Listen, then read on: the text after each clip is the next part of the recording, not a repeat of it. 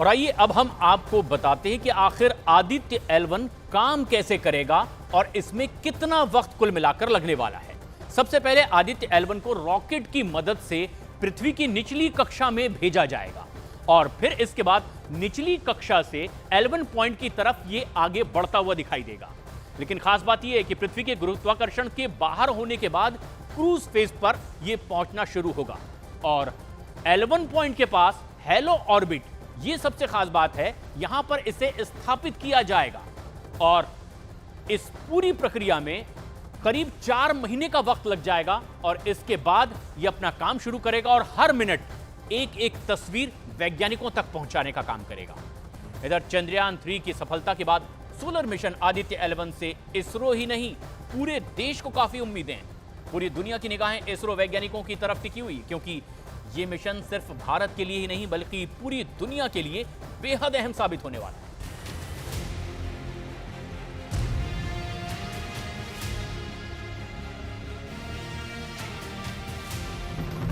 चांद पे तिरंगे का परचम, अब सूरज पर दिखेगा दम। सूरज के रहस्य से उठने वाला है पर्दा। इसरो का सबसे बड़ा मिशन। इस मिशन के जरिए सूरज की गतिविधियों से पृथ्वी और दूसरे ग्रहों पर होने वाले असर का पता लगाने की कोशिश की जाएगी। आदित्य L1 करीब 4 महीने बाद 15 लाख किलोमीटर की दूरी तय कर पृथ्वी और सूरज के बीच मौजूद L1 पॉइंट पर पहुंचेगा और इसी L1 पॉइंट की ऑर्बिट से अंतरिक्षयान सूर्य के बारे में जानकारी जुटाएगा। इसरो के इस मिशन से सूरज के कई रहस्य से पर्दा उठने वाला है। ये वो रहस्य हैं जिनसे दुनिया अभी तक अनजान है। हमें देखना है कि ये सोलार फ्लेयर्स क्यों होते हैं और कई ऐसे मिस्ट्रीज हैं सूर्य के बारे में।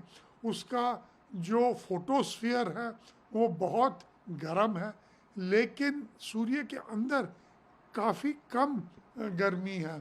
तो ये सब क्यों होता है, स्पेस का आबहवा कैसा है, वेदर कैसा है, ये सब हमें जानना है।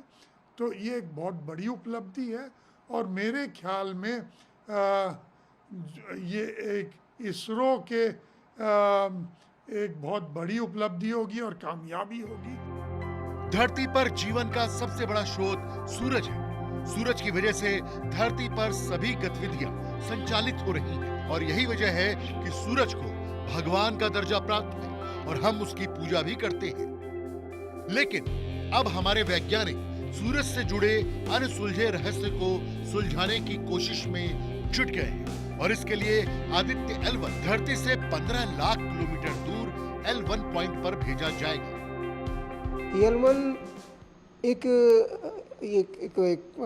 पॉइंट है जिसे लैग्रेंज पॉइंट 1 बोलते हैं। सन से और पृथ्वी के बीच में एक काफ़ी ऊंचाई पर ये पॉइंट 5 पॉइंट है, लेकिन लैग्रेंज 1 पॉइंट एक विशेष है, वो स्थान जहाँ पर सूर्य और पृथ्वी का गुरुत्वाकर्षण 0 हो जाता है। उनका कोई गुरुत्वाकर्षण न तो सन पर का गुरुत्वाकर्षण रहता है और न ही पृथ्वी का। ये दूरी है पृथ्वी से 15 लाख किलोमीटर दूर।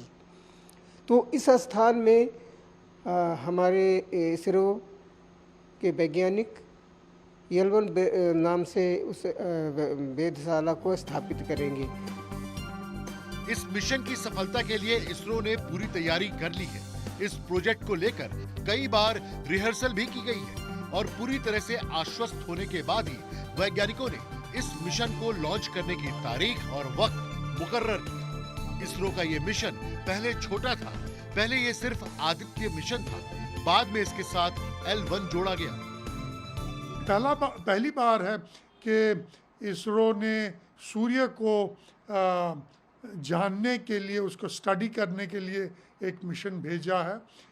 ये मिशन पहले काफ़ी छोटा था, आदित्य था, अभी फिर ये आदित्य L1 हो गया है, क्योंकि ये कुछ 1.5 मिलियन किलोमीटर्स दूर एक पॉइंट है जिसे कहते हैं लैग्रेंज पॉइंट, जहाँ ये पृथ्वी का जो SOI है, यानी कि स्फीयर ऑफ इन्फ्लुएंस है, वो कैंसिल हो जाता है सूर्य के स्फीयर ऑफ इन्फ्लुएंस से।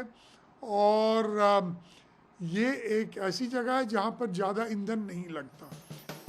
सूरज पर अब तक 22 मिशन भेजे गए हैं, जिनमें से सिर्फ नासा ने 14 मिशन भेजे हैं और भारत की तरफ से पहली बार सूरज पर कोई मिशन भेजा जा रहा है। लिहाजा इसरो वैज्ञानिकों ने कई सालों की मेहनत के बाद ये मिशन फाइनल किया है और अब इंतजार है जब ये मिशन सूरज के पास L1 पॉइंट तक पहुंचेगा और वहां से अपनी रिपोर्ट भेजेगा।